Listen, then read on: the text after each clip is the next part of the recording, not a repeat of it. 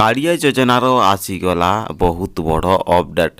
ଆପଣ ଯଦି କାଳିଆ ଯୋଜନାର ଲାଭ ପାଉଛନ୍ତି, ଆପଣ ଯଦି ଜଣେ କାଳିଆ ଯୋଜନାର ଲାଭାର୍ଥୀ, ତ ଆପଣଙ୍କ ପାଇଁ ଏହି ଭିଡ଼ିଓଟି ଦେଖିବା ବହୁତ ଆବଶ୍ୟକ। କାରଣ ଏହି ଭିଡ଼ିଓରେ ଆପଣ ଜାଣିପାରିବେ ଆପଣ ଯଦି କାଳିଆ ଯୋଜନାର ଲାଭ ପାଉଛନ୍ତି ତ ସେହି ବିଷୟରେ କ'ଣ ଅପଡେଟ୍ ହେଇଛି ଓ ଏହି ଅପଡେଟ୍ ଆଧାରରେ ଆପଣଙ୍କର କ'ଣ ଲାଭ ହେବ ସେ ବିଷୟରେ ଆପଣ ସମ୍ପୂର୍ଣ୍ଣ ଭାବରେ ଜାଣିପାରିବେ। ଆପଣଙ୍କୁ ମୁଁ ଅନୁରୋଧ କରିବି ଭିଡ଼ିଓକୁ ଶେଷ ପର୍ଯ୍ୟନ୍ତ ଦେଖନ୍ତୁ ଏବଂ ଭିଡ଼ିଓକୁ ଦେଖୁଥିଲେ ଭିଡ଼ିଓକୁ ଗୋଟେ ଲାଇକ୍ କରନ୍ତୁ ଏବଂ ନୂଆ କରି ଚ୍ୟାନେଲକୁ ଆସିଥିଲେ ଚ୍ୟାନେଲକୁ ସବସ୍କ୍ରାଇବ୍ କରନ୍ତୁ। ଆସନ୍ତୁ ବର୍ତ୍ତମାନ ଜାଣିବା କାଳିଆ ଯୋଜନାର କ'ଣ ଅପଡେଟ୍ ହେଇଛି ସେହି ବିଷୟରେ ଆମେ ଜାଣିବା। କାଳିଆ ଯୋଜନାର ଏହିମାନଙ୍କୁ ମିଳିବ 2000 ଟଙ୍କା। ଏହି 2000 ଟଙ୍କା କାଳିଆ ଯୋଜନାରେ କେଉଁମାନଙ୍କୁ ମିଳିବ ସେ ବିଷୟରେ ଜାଣିବାକୁ ଚାହୁଁଥିଲେ ଆପଣଙ୍କୁ ଆଉଥରେ ମଧ୍ୟ ମୁଁ ଅନୁରୋଧ କରିବି ଭିଡ଼ିଓକୁ ଶେଷ ପର୍ଯ୍ୟନ୍ତ ଜାଣନ୍ତୁ। କାରଣ ଏହି ଭିଡ଼ିଓରେ ସବୁକିଛି ଆମେ ଆଲୋଚନା କରିବାକୁ ଯାଉଛୁ। ଆପଣ କେମିତି ପାଇବେ 2000 ଟଙ୍କା, କେଉଁ ଚାଷୀମାନେ ପାଇବେ 2000 ଟଙ୍କା ସେହି ବିଷୟରେ ଆପଣ ଜାଣିପାରିବେ। ଚାଷୀ ଭାଇମାନଙ୍କ ପାଇଁ ଆସିଗଲା ବହୁତ ବଡ଼ ଖୁସି ଖବର। ଏହି ଦିନ ସବୁ କାଳିଆ ଭାଇମାନଙ୍କୁ ମିଳିବ ଆଗାମୀ କିସ୍ତି ଟଙ୍କା। କାଳିଆ ଯୋଜନାର କିସ୍ତି ଟଙ୍କା ଆସିବାକୁ ଯାଉଛି। ଏହି ଟଙ୍କା ପାଇବାକୁ ହେଲେ ଆପଣଙ୍କୁ କ'ଣ କରିବାକୁ ହେବ, କ'ଣ କରିବା ଦ୍ୱାରା ଆପଣ କାଳିଆ ଯୋଜନାର 2000 ଟଙ୍କା ପାଇବେ ସେହି ବିଷୟରେ ଆସନ୍ତୁ ବର୍ତ୍ତମାନ ନଜର ପକାଇବା କ'ଣ ରହିଛି ଅପଡେଟ୍। ଆପଣ ବହୁତ ଭଲ ଭାବରେ ନିହାତି ଭାବରେ ଜାଣିଥିବେ ଯେ ଆମ ରାଜ୍ୟ ସରକାର ଗତ କିଛି ମାସ ତଳେ କାଳିଆ ଯୋଜନା ହିତାଧିକାରୀଙ୍କ ଖାତାକୁ 2000 ଟଙ୍କା ପଠାଇଥିଲେ।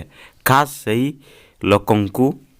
ଲୋକଙ୍କର ନାମ ଭୂମିହୀନ ତାଲିକାରେ ରହିଛି, ସେମାନେ ମଧ୍ୟ ପାଇଛନ୍ତି। ଆପଣ ଏଠି ବୁଝିପାରୁଛନ୍ତି, ଯେଉଁମାନେ ଭୂମିହୀନ ଅଟନ୍ତି, ଯେଉଁମାନେ ଭୂମିହୀନ ଥିଲେ ସେମାନଙ୍କୁ ହିଁ କାଳିଆ ଯୋଜନାର 2000 ଟଙ୍କା ଆମ ରାଜ୍ୟ ସରକାର ପଠାଇଥିଲେ।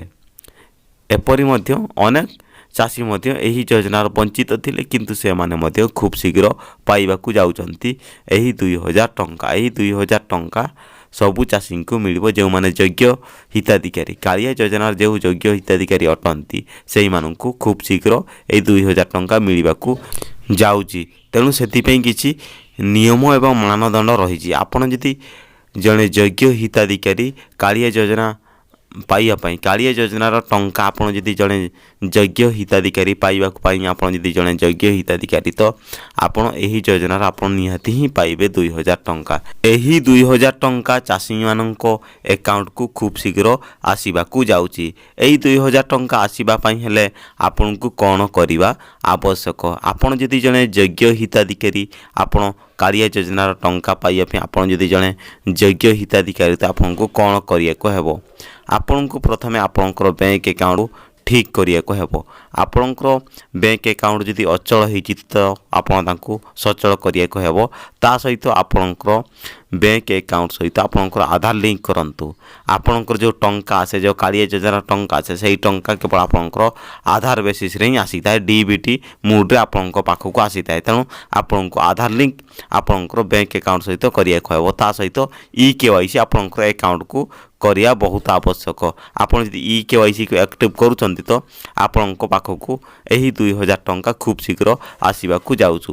ଆସନ୍ତୁ ବର୍ତ୍ତମାନ ଜାଣିବା ଏହି ଟଙ୍କା କେଉଁଦିନ ଆସିବ ଏବଂ କେଉଁମାନଙ୍କୁ ମିଳିବ ସେହି ବିଷୟରେ ଜାଣିବା। ଆପଣମାନେ ସମସ୍ତେ ତ ଜାଣିଥିବେ PM କିଷାନ ଯୋଜନା ମାନେ PM କିଷାନ ସମ୍ମାନ ନିଧି ଯୋଜନାର ଟଙ୍କା। ଆପଣ ଯଦି PM କିଷାନ ସମ୍ମାନ ନିଧି ଯୋଜନାର ଟଙ୍କା ଆପଣ ଯଦି ପାଉଛନ୍ତି ଆପଣଙ୍କର ଆକାଉଣ୍ଟରେ, ମାନେ ଗୋଟିଏ ଆକାଉଣ୍ଟରୁ ଯଦି ଆପଣଙ୍କର କାଳିଆ ଯୋଜନାର ଟଙ୍କା ଏବଂ PM କିଷାନ ଯୋଜନାର ଟଙ୍କା ଆସୁଥାଏ, ତ ତେବେ ଆପଣଙ୍କର ଆକାଉଣ୍ଟ ଯଦି ଠିକ୍ ଠାକ୍ ରହିଛି, ଆପଣଙ୍କର ବ୍ୟାଙ୍କ ଆକାଉଣ୍ଟ ଯଦି ଆକ୍ଟିଭ୍ ହେଇକି ଅଛି, EKYC ଆକ୍ଟିଭ୍ ହେଇକି ଅଛି, ତ ନୋ ପ୍ରୋବ୍ଲେମ୍, ଆପଣଙ୍କର କାଳିଆ ଯୋଜନାର ଟଙ୍କା ଏବଂ ଆପଣଙ୍କର PM କିଷାନ ଯୋଜନାର ଟଙ୍କା ଏକା ସାଙ୍ଗରେ ଆପଣଙ୍କର ଆକାଉଣ୍ଟରେ ଆସିବ। ମେ 10 ତାରିଖକୁ ଅକ୍ଷୟ ତୃତୀୟା ପଡ଼ୁଛି। ମେ 10 ତାରିଖକୁ ଅକ୍ଷୟ ତୃତୀୟା ପଡ଼ୁଛି। ଏହି ଅକ୍ଷୟ ତୃତୀୟା ଅବସରରେ ରାଜ୍ୟ ସରକାର କାଳିଆ ଯୋଜନା ଟଙ୍କାକୁ ରିଲିଜ୍ କରିବାକୁ ଯାଉଛନ୍ତି।